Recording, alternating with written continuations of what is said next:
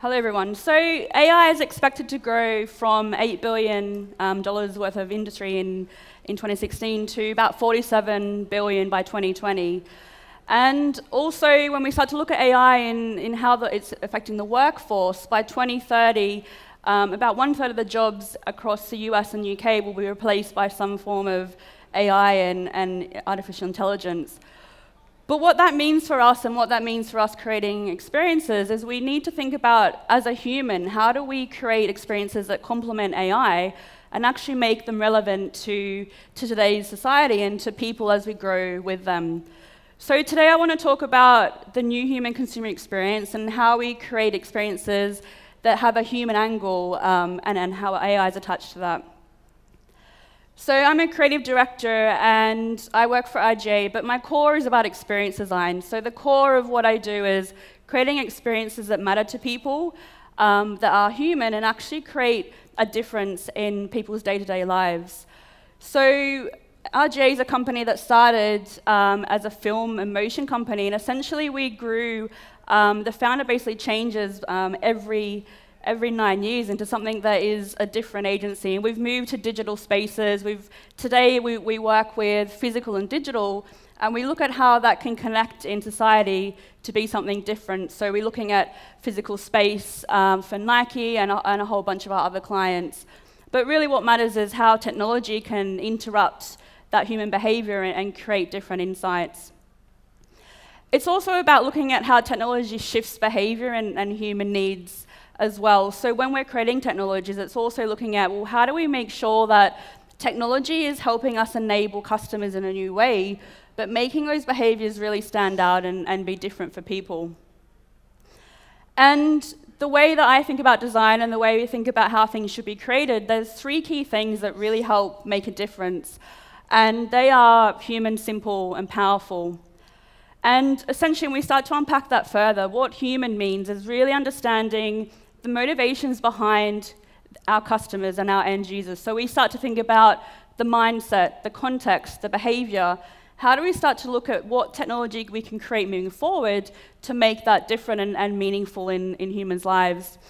Example of that, we created a music software program. Essentially, we use data as a way to gather insights from people using implicit and explicit personalization to really craft experiences. And what was relevant when we were working with Beats on this music platform is how we started to use real human people, real DJs, real people in the know to really take that machine learning and the AI that was behind what was powering it to actually make it meaningful and relevant. The end result of that was actually selling it to Apple, and basically this is the foundation of what Apple Music is today. It's also about making things simple. So when you're designing, you need to think about what your end customer is going to be creating and actually using with the products. So we created, and basically working with Nike, we got the brief of how do we take Nike ID, where you can basically assemble thousands of combinations of shoes, essentially. How can we create that into experience on the smallest device, being a mobile phone, to make it engaging, easy to use, and actually understandable on a small interface? And what Nike ID helped us do and helped us work with Nike on was actually look at, well, what's all the data and understanding that we're able to take and learn from and actually use that as a way to work with Nike on how the product can evolve and basically real insights into consumer behavior for them. And then the third one being powerful. So powerful is about looking at how do we create large ecosystems of products that work together. So Nike has been our customer for the last 10 years, and we've created a broad range of pieces of work, all the way from the Nike Fuel Band to the Apple Watch, which was with partnership with Nike just recently. But what we've learned in our evolution and our journey together with Nike is when you start to create really rich services behind content, when you start to create amazing interfaces that consumers can engage with, you start to build up an ecosystem of lots of products and services that work together, and then that information, that data, and actually how users interact with that can create meaningful experiences which actually powers business growth and looks at how we can attribute success through our platforms with monetization as that goes together. But what's really important is the fact that customers buy memorable human experiences. And when we're talking about how machine learning and how artificial intelligence is growing, the human aspect is what we really need to latch onto as being human beings and create those experiences so our end users, our customers, have that human connection.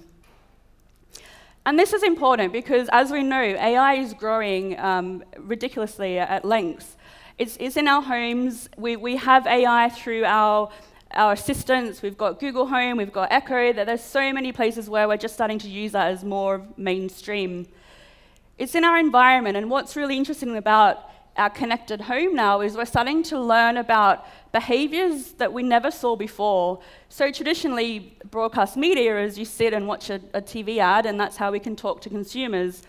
But now, because we're starting to collect all this information about when do people come home, when do they go out, what are they doing, we can start to learn about what that is and then look at creating experiences that really matter to each individual person and make a difference. It's in our entertainment platforms. So we spoke about music before, but Netflix is an example of taking AI in a very human way, using machine learning to understand how consumers engage in television shows, using it to create content, understanding when people might when's the right time to create a new series, when's the right time to not. And what's becoming very powerful about this information is content's becoming so curated that customers are expecting that, and it's all based on what we know about them. And then it's also in our transportation. So, Uber started to look at how demand has changed for people getting from A to B. Tesla's looking at self-driving cars, but what's really interesting in all of this information is the data we're understanding from people. And I see a place where this will start to help us plan cities, define where we're going. An example of this is City Mapper is an app that we use in the UK, and essentially it helps us get from A to B, find the best routes.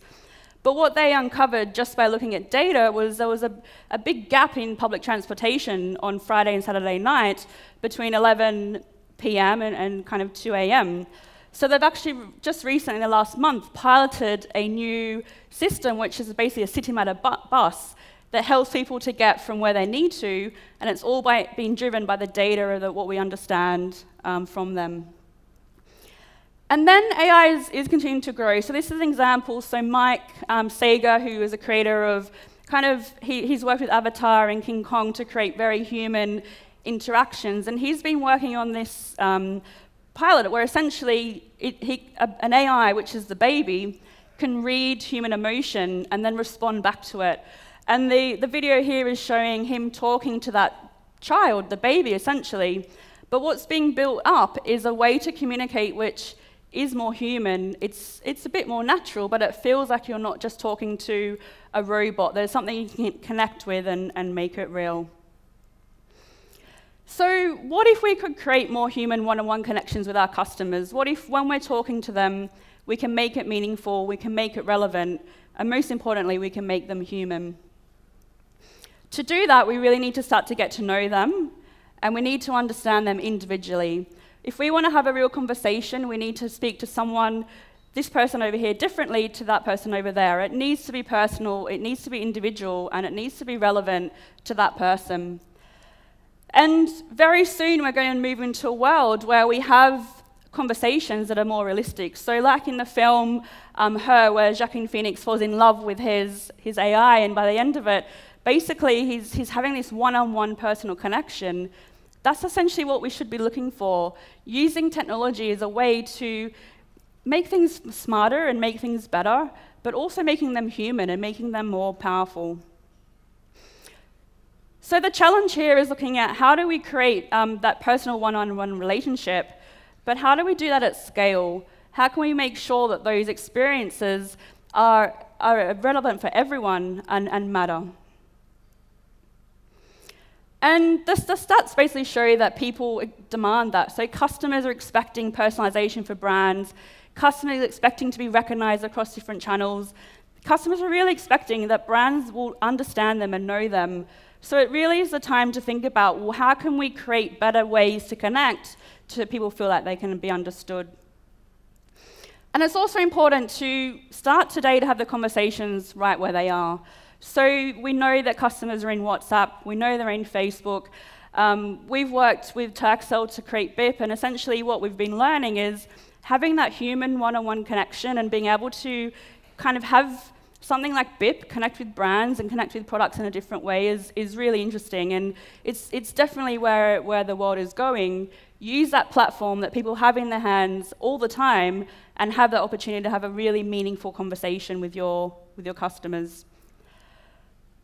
There are problems though, so most brands feel like they're not really set up to have that conversation. They feel that it's too hard, the technology's not there yet, they don't have the right content, or they don't have the right teams.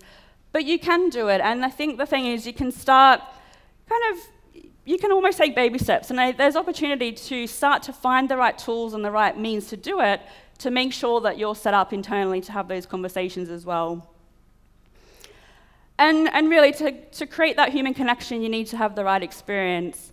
So from my point of view, there's 3 key things that are really relevant when we're creating one-on-one meaningful conversations. Personality. If you're looking at how that human, if you're talking to someone on the street, you really have that attachment to them and their different personality. So that's important to helping build that conversation.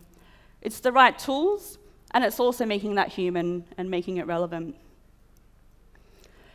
So when I talk about personality and the way that we look at creating experiences with personality is we look at what's the tone of voice, what's that persona that a bot or a conversation that you might have with your customers, how can we take something that's more almost clinical into something with meaning and thought?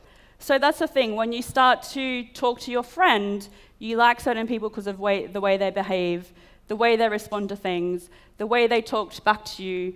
You don't talk to people who are the same because you feel like you aren't able to build that bond and that connection. And when I'm talking about creating AI and conversations in a more human world, I'm not talking about this example here. So essentially, the Hilton Hotel started to build a concierge service where, as you checked in, a robot would give you tips and advice. And this is not what we should be thinking about. We should be thinking about what's that more human element and what's that personality that can go with it that makes it feel like it's a real person, like it's being greeted. So we created this experience for a hotel in Las Vegas, but essentially this was all around how do we create a persona and a personality that's really appropriate to the hotel to make it meaningful and human, but to have people come back and use it. I'm Rose, the resident chatbot and mischief maker for the chicest spot on the Strip, the Cosmopolitan of Las Vegas.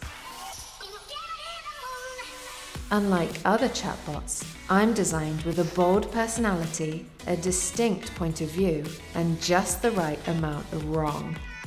I have over 1,000 responses, and all of them will dare you to explore your curiosity.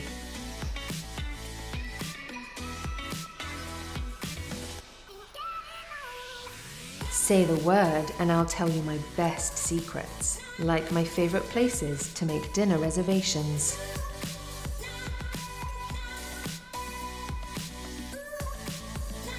Treat me right, and I might even show you some treats of my own.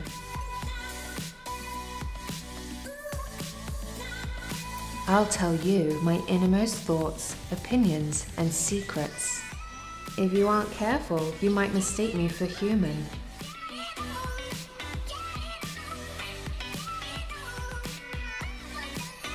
Needless to say, I've been causing quite a stir.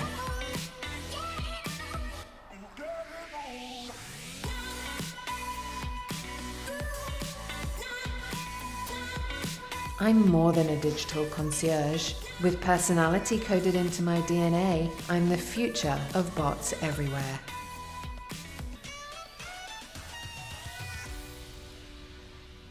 So really designed with a purpose, yes, a little bit sexist, but essentially the purpose of Rose was to create that connection with the customers that exist in the hotel and to make that meaningful and relevant for them. It's also about looking at how do we create personality through different experiences. So we created this, essentially it's a storytelling experience for children. And we were asked by Unilever, a Signal toothpaste brand, to look at how can we create a more habit-changing behavior with children to help them to brush their teeth regularly. And the whole idea was about motivation, but we delivered that through a Facebook Messenger service, which allowed children every night to engage with a set of cartoons, essentially, to help them motivate and really understand what brushing was all about. Signal presents The Adventures of Little Brush, Big Brush. We haven't brushed our teeth! Wah! Son of an antelope! A proven way to establish good brushing habits that kids love. They become part of Little Brush and Big Brush's adventures. They travel the world, meet exotic animals, and get a new brushing game to play every night. Complete the game, unlock the next episode. So instead of dreading the nightly brush, kids look forward to it. And that was really successful, so we're rolling that out in many countries. But what was great about that, it was, what's the story we want to tell, and how do we use conversation as a storytelling mechanism to engage with different audiences?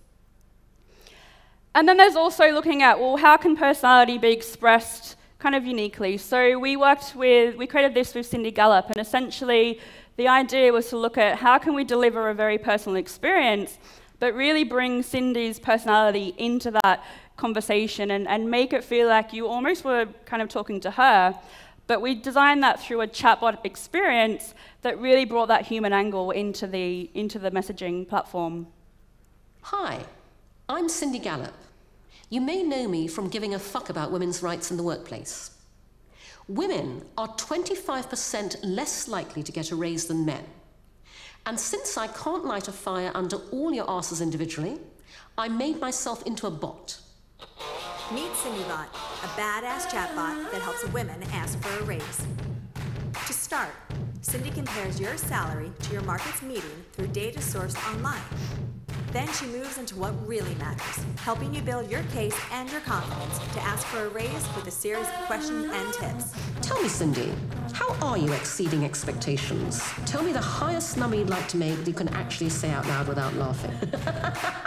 Your answers become a cheat sheet for your case, but it doesn't end there. Cindy will take you through any concerns with personal tips and even valuable data. And once all your concerns are answered, CindyBot helps you schedule a date to ask for a raise. The tool was launched on April 4th, International Equal Pay Day, and the press loved it.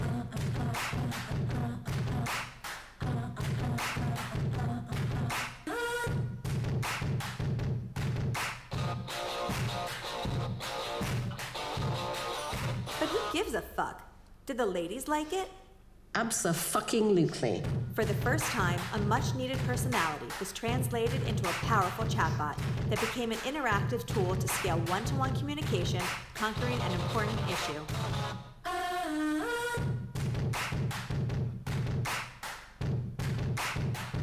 Message me to get the absolute goddamn fucking shit ton of money that you deserve.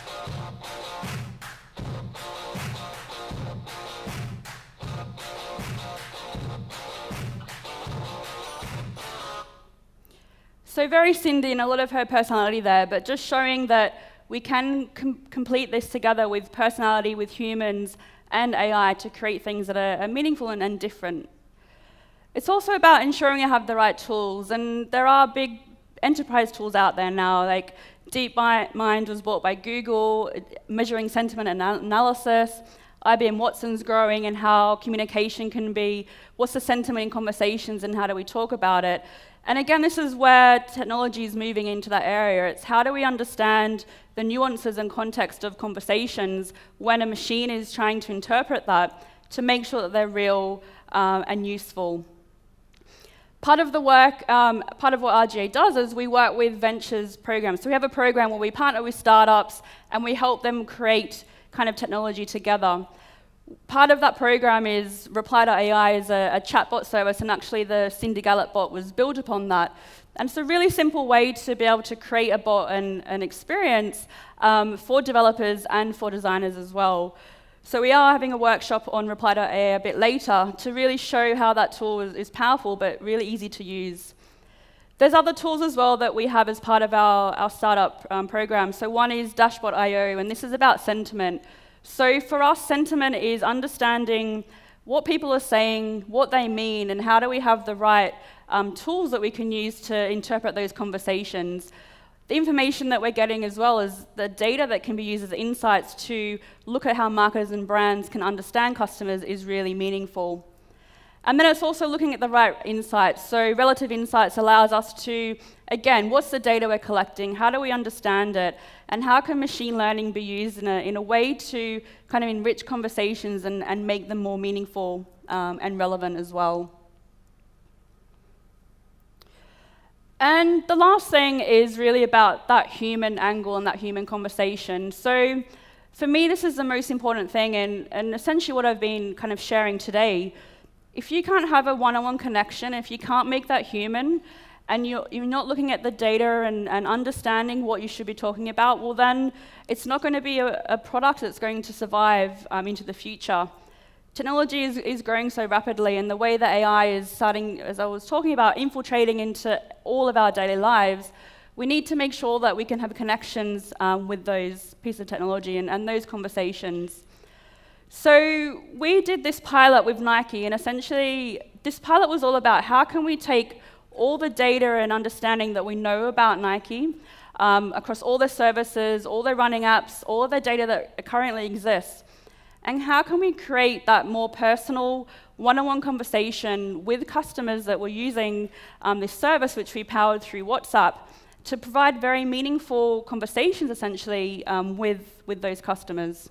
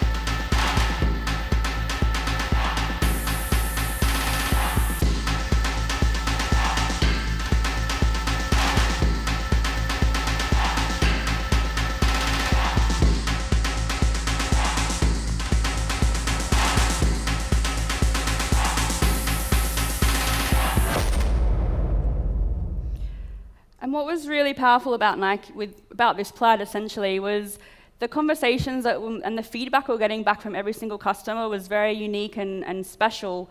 And we had customers like fist pumping back basically to Nike going, you've helped me achieve my goal, you've helped me motivate like what I need to do. And this experience enabled them to do that because it was so personal and it was very human at the same time.